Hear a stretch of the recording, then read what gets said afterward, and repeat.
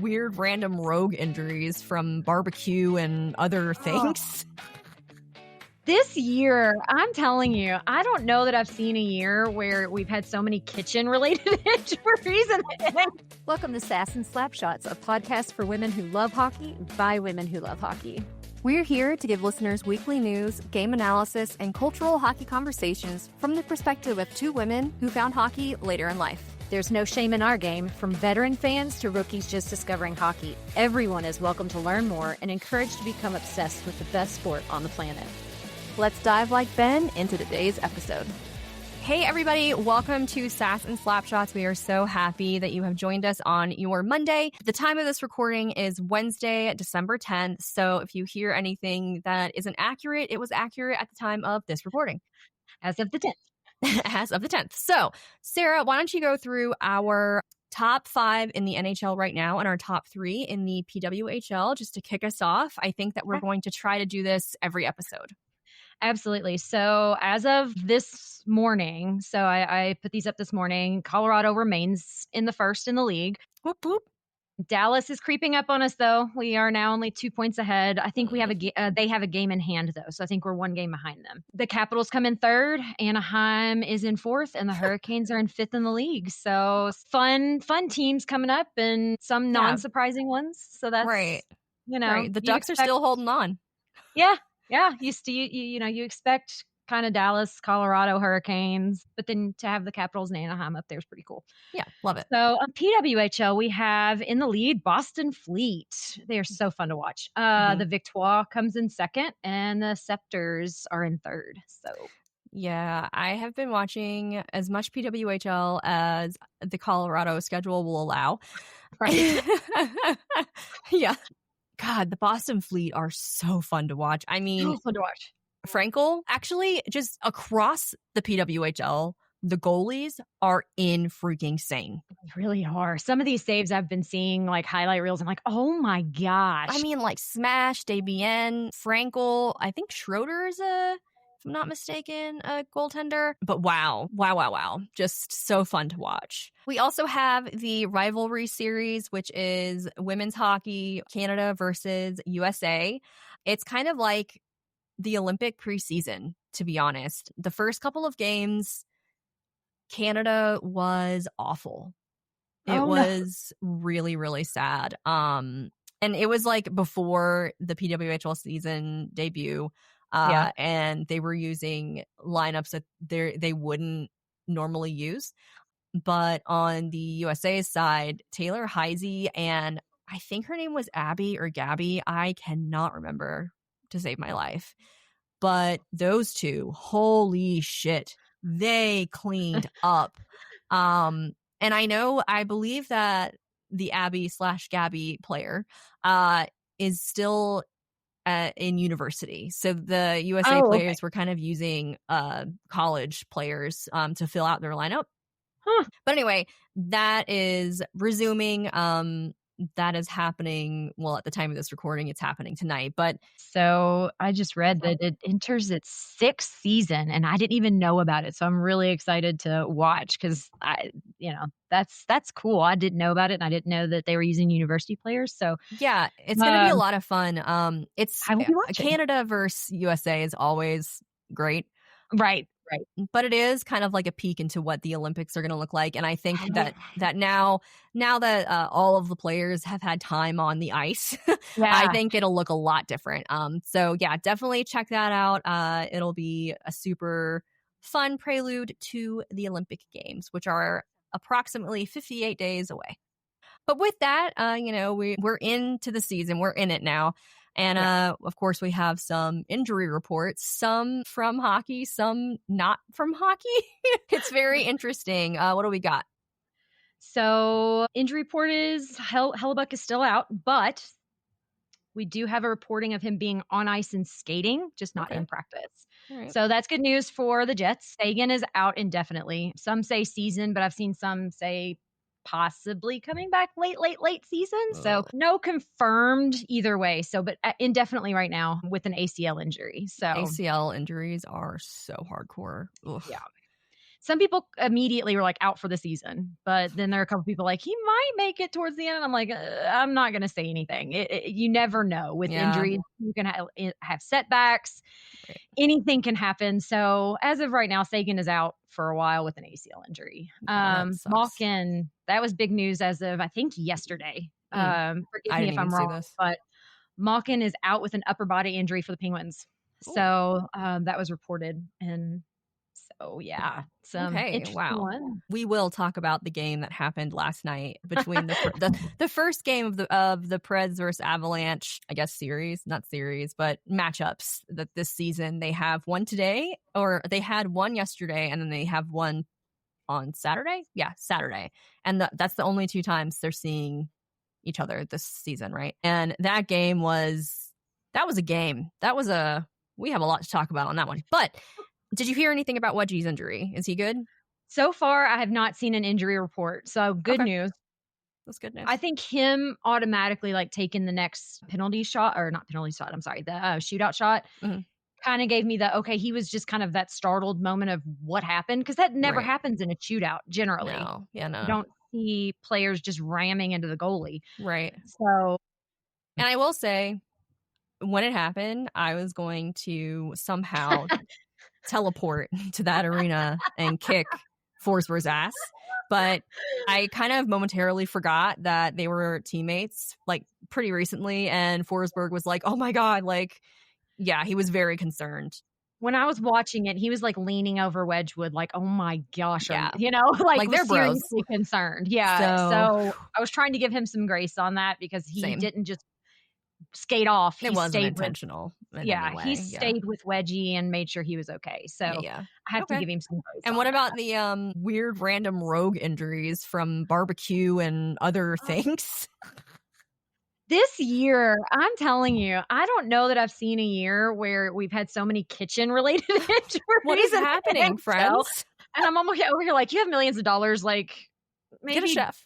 Have someone else do that for you, meal prep for you. I don't know, man. If you can't handle it, it's okay. Like having some issues, okay? Yeah. And I think one was like eating out. I don't know. These boys, they're dangerous. Are you okay? On ice, off ice, in restaurants, you never know. Okay, so I'm kind of surprised that the injury report isn't a mile long, because it seemed for a minute there that there were so many people just gone. I have to update the one for this Friday, but last Friday's, I was surprised with the length of it, just because some of them I was just like, wait a second, you're out. But now I'm pretty sure McAvoy is coming back. The one with had the jaw injury. I'm pretty sure he's coming back because I saw a lot of people excited. So maybe he's back. But there's been a couple injury report guys that are now coming back on the ice and playing and on the lines and ready to go. So I'll be updating our injury report for Friday's The Post on our Substack. Yeah, tell the listeners what The Post is about.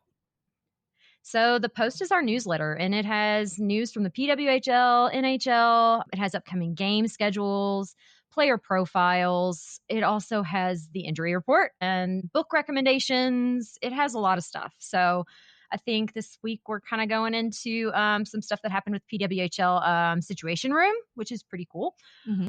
Like what happened, not necessarily. Not that it's cool. Yeah. Not that it's cool, but like reading about stuff that maybe kind of flies past under the radar. So, and then the Winter Classic, because that's coming up next month. So we have so much good hockey. We have the Winter Classic. We have the Olympics, the PWHL and NHL seasons just continuing. So it's going to be awesome. Yeah. And our post, it's called The Post, is available on our Substack, and it is for paid subscribers, $5 a month. You get all access to all the things.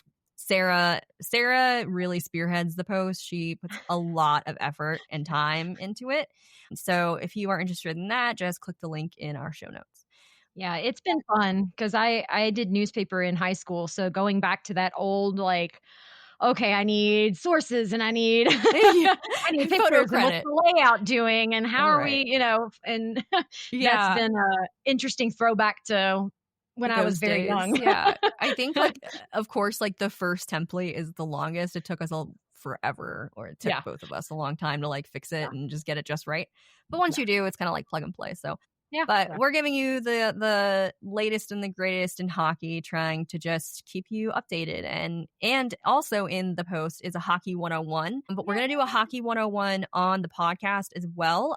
They will be different. I'm sure they'll be recycled, the longer we go, just because that's the way it is. But today we're going to talk about why coaches pull the goalies in the NHL. The main reason, and this is one most people will probably know, is they pull goalies towards the end of the third period if they're down 1 or 2. I don't know that I've ever seen like a blowout they pull a goalie, because there's really no reason. Right. But if they're down 1 or 2 and it's 2 to 3 minutes left in the game, they'll pull the goalie to try and give a 6-on-5 advantage. And that means they get another attacker. They get another person playing the puck, shooting the puck, trying to get a goal to get the score even. And so they'll pull our goalie, or the offensive goalie, and try and get an advantage. Right. So yeah, and sometimes it works and sometimes it doesn't. I've heard so many people be like, why do coaches do this? Like, it seems like such a big risk. And it is a big risk, but, to push the game into overtime or to push you to win by 1 point, it's worth the risk. And they assess that on the ice. Yeah, I've seen people be like, where's the goalie? Where's the goalie? Where's the goalie go? Yeah. He's just gone. And actually, it was really funny. Just last night, like, put my head down to share a thread or something, and I looked up and our goalie was gone. I was like, what? And then I realized it was a delayed penalty. So that's another way that goalies leave the ice, is during a delayed penalty, just to give, again, that advantage. So the team that is going to go on the power play, if they still have the puck, they still have the chance to score, right? So they can pull the goalie, because as soon as the team that's going to be going on to the penalty kill gets the puck, the whistle is blown. So they can't score a goal. It's kind of a hard thing to describe, because it's like, okay, well, if they have the puck, then right. It's hard to describe, but like when you see it, Yes, yeah. I will. So if you're like watching it, you'll see. Yeah, like you'll understand, and on the screen there's always like a delay penalty, like flag. Yes. They always, and as soon as the other team touches the puck, the whistle's blown, the play is dead. Blown. So they can't score. So that's why the goalie goes ahead and takes a break, sits down. Right. I will link in the show notes as well, like a video explaining it better, just because I know we have some visual learners, and I'm definitely a visual learner too. So the more videos I can watch on hockey and like the rules and weird things like that, the better. So we will definitely post a video with that. Sass and Slapshots is proudly supported by Double Hockey Sticks, the hockey brand that's flipping the script on what hockey culture looks like. Born from a queer creator in an unconventional hockey market, Double Hockey Sticks celebrates fans from all walks of life who are ready to take up space at the rink. From their Hockey is Gay line to the Drop Gloves Punch Nazis collection, their gear is bold, loud, and unapologetically inclusive. Double Hockey Sticks is redefining what it means to be a hockey fan, one design at a time. Be part of the hockey culture shift by visiting doublehockeysticks.com and wear your hockey heart out loud. Click the link in our show notes to be a part of the movement. Use code SAS15 for 15% off at checkout through the end of the year. And like we saw last night with the Avalanche, sometimes you get a weird goalie pool. So, Nashville player Forsberg was in the shootout on our goalie, Wedgwood, and he came and he crashed into Wedgwood. And Wedgie went down. And at the time, like I've gone back and looked at it, I don't know that he hit his head on the post, but there was definitely a viewpoint where it looked like Wedgwood might have hit his head on the post. So therefore, we bring out concussion protocol. Did his head hit the ice? Did his head hit the post? And they're very serious about this. This is not something they mess around with. Which is kind of why it was so alarming last night that the communication was so delayed, because if there was an alarm that he might have had a concussion, like you want that assessed immediately. Right. And that's really the issue.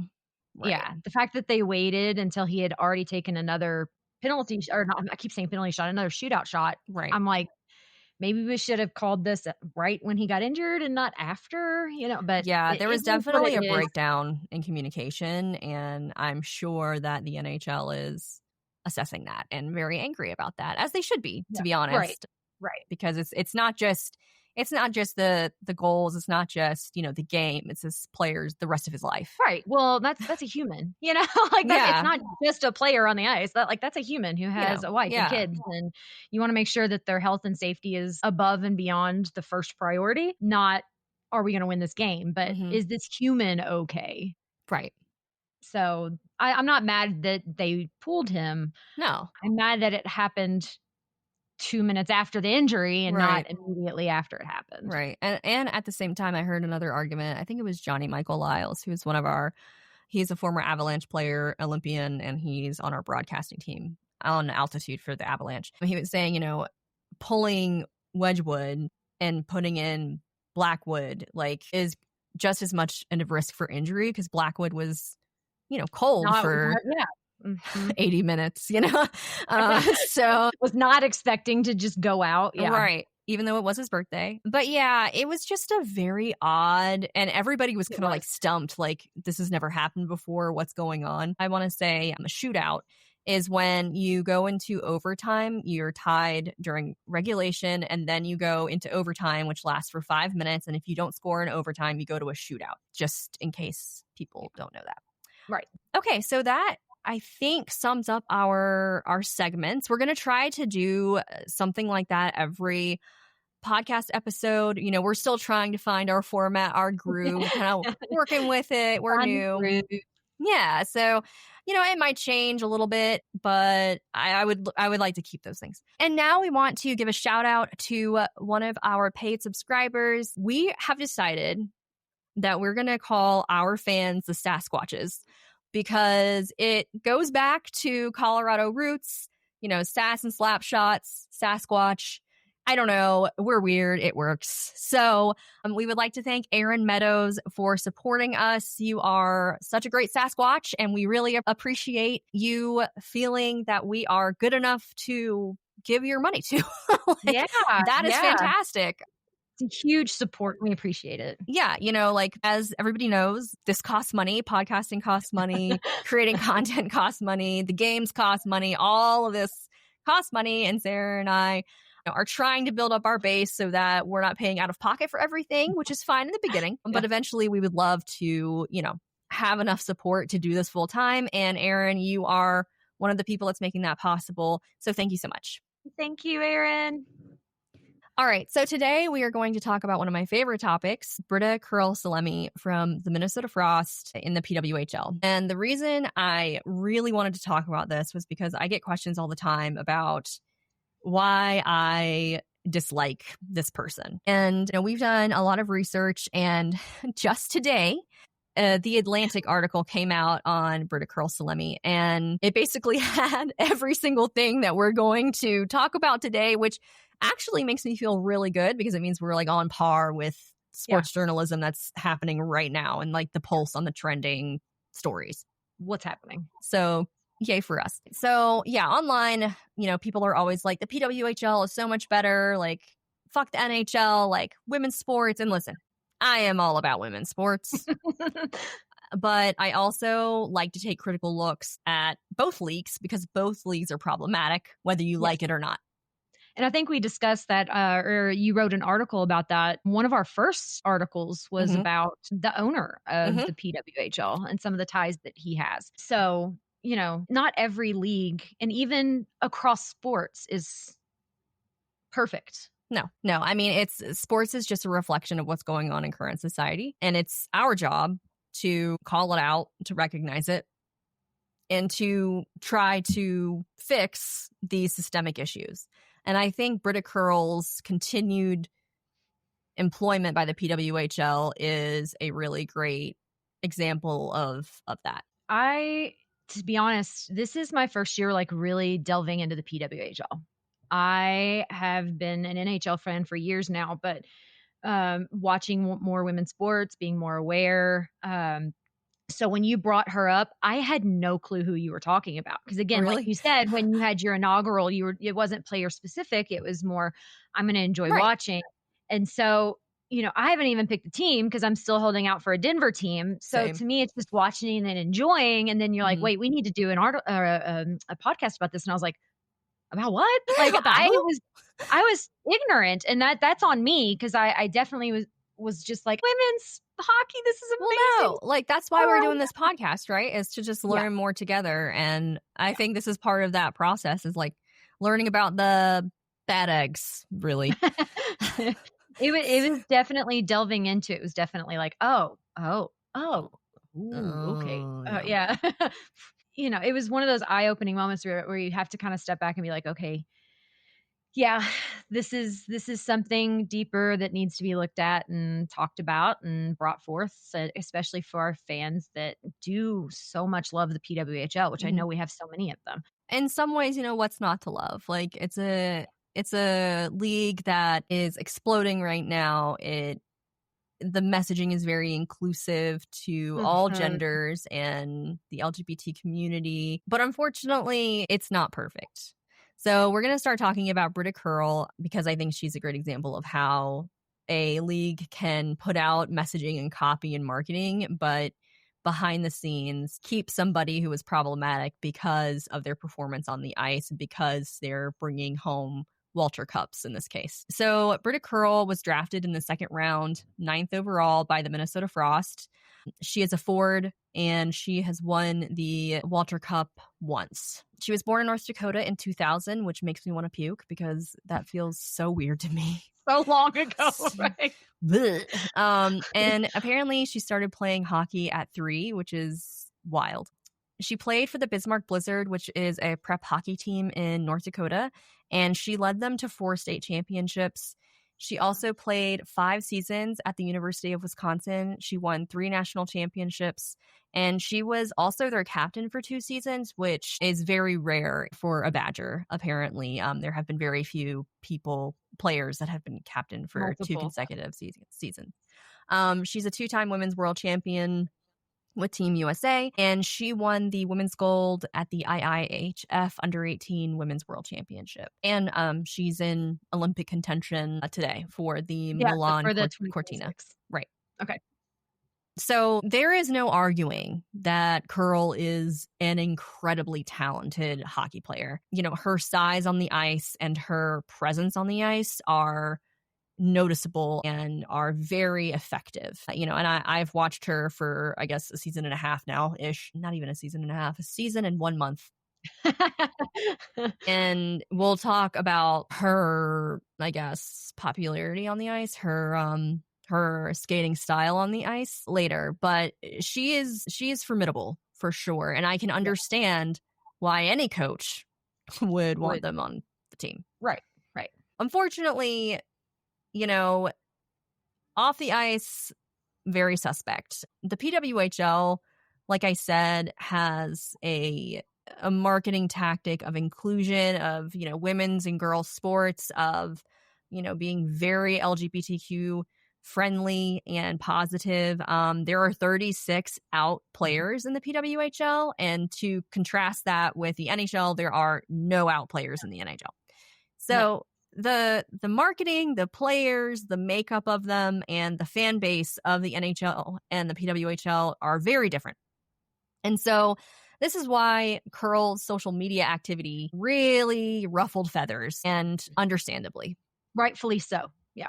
On her social media, it stirred a lot of controversy because in the weeks leading up to the draft, which would have been her draft, she decided to like and post some things on X that had some COVID-19 conspiracies, attacked inclusive language towards transgender women, and showed support for Kyle Rittenhouse in the wake of George Floyd murder, and just a lot of posting and liking on stuff that seems very opposite of what the PWHL supports. Right. So that kind of, like you said, not only ruffled feathers, but brought a lot of people to be like, wait, what? Why? Mm-hmm. So that kind of started the whole, what are her actual leanings? Where does she actually stand on this? Mm-hmm. And so, you know, a lot of people were very upset, and rightfully so. Right. And she's made several comments on transgender women in women's sports. She's liked Candace Owens' tweets. She just really unsavory things that are very alarming for the fans of the PWHL who want this league to be a safe space for people like them. I mean, I think for the first time, maybe ever, the LGBTQ community is seeing themselves represented on the ice. Yes. And so they don't want someone to jeopardize that. And unfortunately, Britta Curl's actions online and her inaction with accountability have really, really threatened that for fans. And I mean, with 36 queer players, that's also concerning. And with her teammates. Right. And so, something that always sticks in my mind is, if you're a professional in sports, you are not playing for one group of people. You are playing for everybody. Mm-hmm. You don't get to say, I'm only playing for this group of people. You are playing for everybody. Everybody watches sports. Everybody buys tickets. Everybody buys merch. Everybody. Mm-hmm. So you have to keep that in mind when you are a professional athlete, that like you have to play for everybody. Mm-hmm. This isn't, you don't get to nitpick. Right. So to me, sports and being a professional sports athlete means you have to be open to that and be open to playing for everybody. Right. You don't get to just nitpick who you want to play for. So it definitely ruffled my feathers when you brought it to my attention, because I was like, even the stuff you post and the stuff you say, this is why they have PR training. This is why they do this stuff, because you know. Right, exactly. And, she released an apology video. I think it was the day after the draft. When she was drafted, there were audible boos. Every time she plays, there are audible boos. During interviews, the booing can be so loud that you actually hear it on television. So, and it's gone cross season. It has transferred to this season as well. Still happening. So people aren't buying what she's selling as far as her apology video that she put out. And she's been very quiet up until literally today. But recently, Britta attended a bar of their own event, which is an inclusive, family-friendly restaurant in the Midwest. And it's the first sports bar to show women's sports exclusively. So it is very queer, very LGBTQ friendly. And it was pretty interesting seeing her at that event. I think that people can absolutely learn and grow from their mistakes, for sure. I am not the same person that I was in my early 20s. I think we've talked about it a bit, but I was married to a sheriff's deputy. I was in the South. I was a closeted queer woman. I listened to evangelical people. I grew up in a part of the Bible Belt that holds that holds very conservative, traditional values. That when I got out of that and I got to experience the world and I went to college and certain things happened to me, I changed because I had experience and I wasn't an idiot 20-year-old. So I think that people can change. I think that people change all the time. And even with my own father, I had a queer best friend in high school, and my dad used to be it's Adam and Eve, not Adam and Steve type. And his whole ideology switched when he met and got to know my best friend in high school. So yes, people can change. And I'm not saying that they can't, but I think it's hard for me to take it seriously when, she hears the boos and she knows why that's happening. And she's been extremely quiet. She gave out a lackluster apology video. And then she later said, personally, I'd rather play in a full crowd that's booing me than an empty one. That type of passion is really cool to see. And it's not the passion that is why we're booing. Right. That's just it just brings it back to her. Yeah. And it's just very cocky. And I don't think it shows true remorse for her comments or for the hurt that she caused and it has the possibility of causing by not, growing, which she says she is. She says she has spent the last 19 months, quote unquote, growing. Well, to me, and this is my opinion, actions, it's a very popular opinion, but actions speak louder than words to me. You can say anything all day long. You can talk and talk and talk and talk and talk and talk and talk. But until you show that you are remorseful, and going to one place and doing one event one action doesn't change anything. Show with your actions that you are growing. Show with your actions that you are remorseful. Show with, listening to those around you, and then taking action to do better. But coming out and saying, I like being the villain, that I don't think that really. Yeah. I think that's contradictory show, what you're saying that you want to grow. It doesn't show remorse. And she said, I've learned so much of this, and I'm seeing it as an opportunity to grow in humility and grow in love. And my goal in this league is the same as it always has been.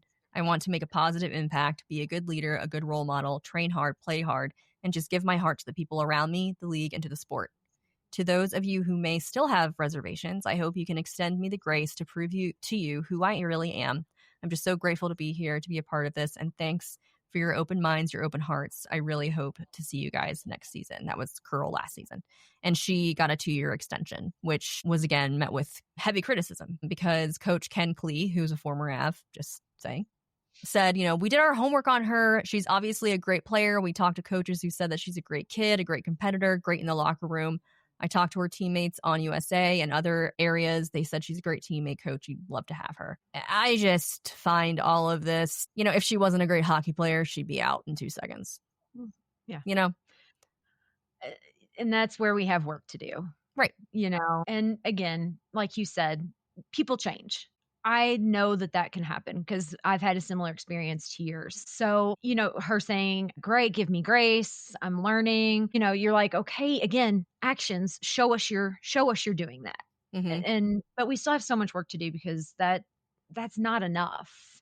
Just saying that, just coming out and giving words, fine. I understand you're asking for grace, but show me why I should give you grace. Mm-hmm. Show the community why we should give you grace. Don't just say, give me grace. Show me why we should, you heard us, show us how you're growing. So, try and be like, okay, let's give grace, but still hold back a little bit because you're like, but I'm not seeing that you're changing. I'm not seeing that you're wanting that grace. So,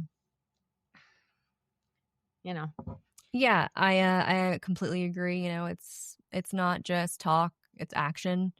And I'm glad that she's apparently having talks with the LGBT community. I'm glad that she's becoming more understanding and empathetic to the lived experience of trans people and members of that community. But I definitely want to see action from her. I think it also sheds light on the fact that the PWHL still doesn't have a gender inclusion policy, which is wild given the makeup of their players. Yeah. They also need to update their rule book as well because Coach Ken Klee might have done his homework on her, but she is a really dangerous player on the ice. So like my issues with Curl are not only because of her online activity, because of the values that she holds, and because I am personally a queer person. It's because she's a danger to herself and other players on the ice. Last season, she was suspended 3 times for illegal head contact, 1 with a high stick, 2 through hits, each receiving a 1-game suspension. So dangerous stuff. Yeah. And I think, there can be grace given to the PWHL because it is a new league. Someone that dangerous on the ice should be, I don't know. I wouldn't have put her back on my team after that. And there's been criticism for her because of just the way that she plays. She is an insane player. Again, she's going to be an Olympian more than likely, and a very physical player. And she's not even defense; she's a forward, which is funny. That's really it's crazy. Illegal checks to the head, as defined in Rule 48 of the PWHL rulebook, and high sticking are not included in either category. It's a gap in the PWHL's rulebook related to head contact and possible long-term brain injuries that leaves players open to risk. So, we're here talking about Wedgie getting, people up in arms about the delay of communication to pull Wedgie off the ice in case he has a concussion. And here we have Britta Curl just slamming people into boards, Throwing their sticks in their heads, yeah. Right. So it's not only that Curl is, I just think, bad for the league optically. It's physically on the ice. She could really, really hurt somebody. And she has really hurt somebody. I mean, that's why she was suspended. So, right.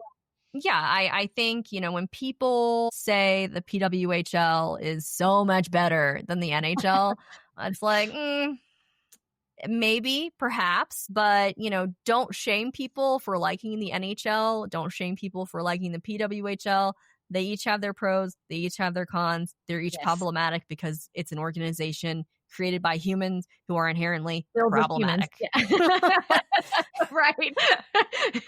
Nothing is going to be inherently perfect. No.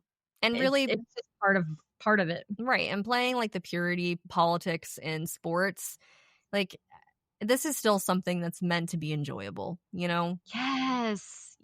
That's one of the things that really frustrates me going online sometimes is it's everyone mad at each other for the smallest things. And I'm like, can't we just enjoy? Can't we just enjoy for a minute?